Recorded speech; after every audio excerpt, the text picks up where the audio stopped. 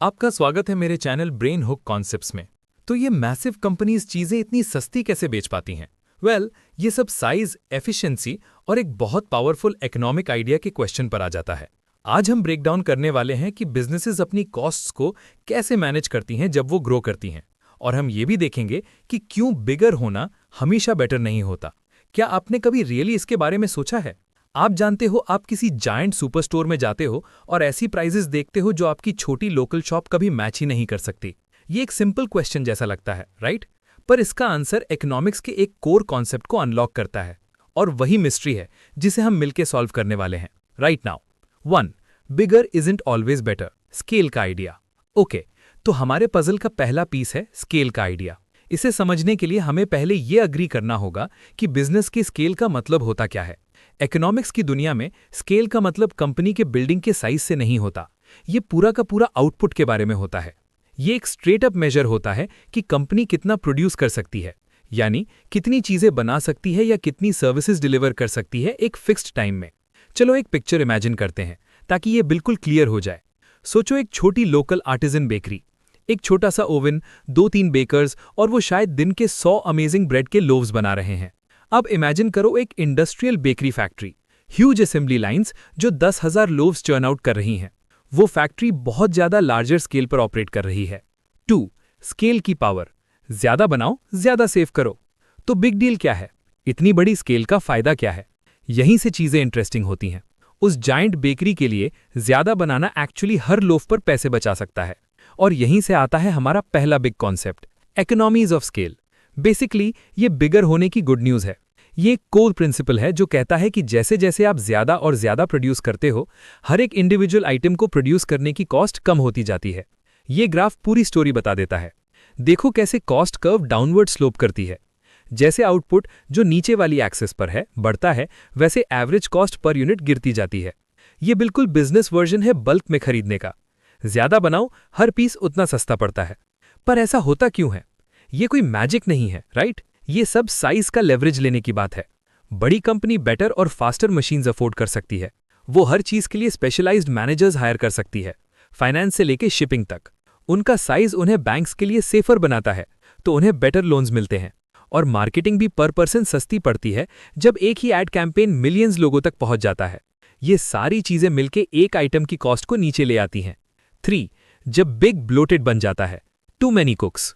ये तो secret sauce जैसा लगता है, राइट? बस ग्रो करते जाओ। हमारी बेकरी फैक्ट्री को मिलियन लोव्स बनाने चाहिए, बिलियन।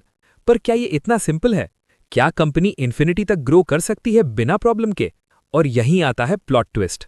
ग्रोथ का एक डार्क साइड होता है। एक पॉइंट के बाद बड़ा होना एडवांटेज नहीं रहता, बल्कि प्रॉब्लम बन जाता है। इसे इकोनॉमिस्ट्स कहते हैं डिसइकोनॉमीज ऑफ स्केल। और हाँ, ये बिल्कुल ऑपोजिट है जो हम अभी तक डिस्कस कर रहे थे। ये वो मोमेंट होता है जब कंपनी इतनी बड़ी और कॉम्प्लिकेटेड हो जाती है कि वो लेस एफिशिएंट हो जाती है। बिलीव इट या नॉट, एवरेज कॉस्ट्स बढ़ने लगती हैं। इस ग्राफ में वो रिवर्सल दिख रहा है। कॉस्ट कर्व ऊपर की तरफ स्लोप करने लगती है। एक पॉइंट के बाद ज्यादा बनाना एक्चुअली हर यूनिट को महंगा बना देता है। कंपनी अपनी ही सक्सेस की विक्टिम बन जाती है। ऐसा क्यों होता है? सोचो जरा। गिगैंटिक ऑर्गेनाइजेशन में कम्युनिकेशन ब्रेकडाउन होने लगता है। अच्छे आइडियाज कमिटीज में महीनों तक अटक जाते हैं। वर्कर्स को लगता है वो बस एक नंबर है, मोटिवेशन गिर जाती है। फैक्ट्री फ्लोर ओवरक्राउडेड हो जाता है। लेफ्ट हैंड को पता ही नहीं होता राइट हैंड क्या कर रहा है। कंपनी ब्लोटेड और स्लो हो जाती है। 4. Goldilocks zone, perfect sweet spot. तो एक फोर्स कॉस्ट्स को नीचे लाती है और दूसरी उन्हें ऊपर ले जाती है। तो कंपनी क्या करे? वो ट्राई करता है बीच का परफेक्ट स्पॉट ढूंढने का, जस्ट राइट जोन। ये पूरी जर्नी को इलस्ट्रेट करता है। जब दोनों कर्व्स को साथ रखते हैं तो हमें मिलता है एक classic U shaped curve. Left side पर कंपनी ग्रो करती है और इकोनॉमीज ऑफ स्केल एंजॉय करती है, कॉस्ट्स गिरती हैं। फिर बॉटम पर आता है स्वीट स्पॉट, वही ऑप्टिमम साइज, मैक्सिमम एफिशिएंसी। पर अगर वो इसके आगे ग्रो करती है तो राइट साइड चढ़ने लगती है, जहां डिसइकोनॉमीज ऑफ स्केल स्टार्ट हो जाती हैं और कॉस्ट्स बढ़ने लगती हैं। 5. वैरायटी इज द स्पाइस, एक अलग रेसिपी। अभी तक हम सिर्फ एक ही चीज ज्यादा बनाने की बात कर रहे थे, जैसे सिर्फ ब्रेड। पर एक और तरीका होता है एफिशिएंट होने का, जो वॉल्यूम से रिलेटेड ही नहीं होता। ये वैरायटी के बारे में होता है। इसे कहते हैं इकोनॉमीज ऑफ स्कोप। ये एक बिल्कुल डिफरेंट स्ट्रैटेजी है। यहां फोकस एक चीज का मिलियन बनाना नहीं होता, फोकस होता है रिलेटेड चीजें साथ में बनाना और रिसोर्सेज शेयर करना। बेकरी भूल जाओ और ये एग्जाम्पल देखो। एक कंपनी जो पेन्स बनाती है वो इजीली पेंसिल्स और इरेजर्स भी बना सकती है। क्यों? क्योंकि वो same factory space, same marketing department और सेम डिलीवरी ट्रक्स यूज कर सकती है। फिक्स्ड कॉस्ट्स को मल्टीपल प्रोडक्ट्स में स्प्रेड करके हर प्रोडक्ट की एवरेज कॉस्ट कम हो जाती है। यही पावर है स्कोप की।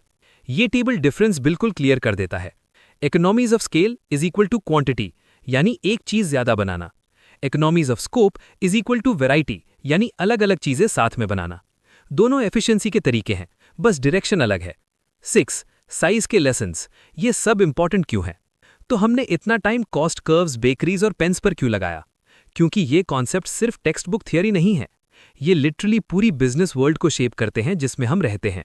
स्केल और स्कोप समझना कंपनी को ये डिसाइड करने में हेल्प करता है कि कब ग्रोथ स्लो करनी चाहिए। ये प्राइसिंग डिसाइड करता है। ये गवर्नमेंट पॉलिसीज जैसे मोनोपोलीज को भी इन्फ्लुएंस करता है। यही फंडामेंटल लॉजिक है जो एक्सप्लेन करता है कि मैसिव मल्टीनेशनल कॉर्पोरेशंस एग्जिस्ट क्यों करती हैं। और एंड में एक फाइनल थॉट रह जाता है। अगर आप आज ग्राउंड अप से एक कंपनी स्टार्ट कर रहे होते तो कौन सा पाथ चूज करते?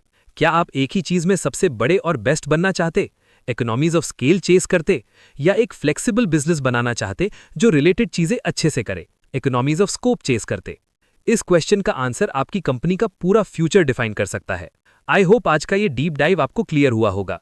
अगर कॉन्सेप्ट समझ आए तो लाइक बटन जरूर दबाएं और ब्रेन हुक कॉन्सेप्ट्स को सब्सक्राइब करें ताकि हम ऐसे ही कॉम्प्लेक्स टॉपिक्स को सिंपल बनाते रहें।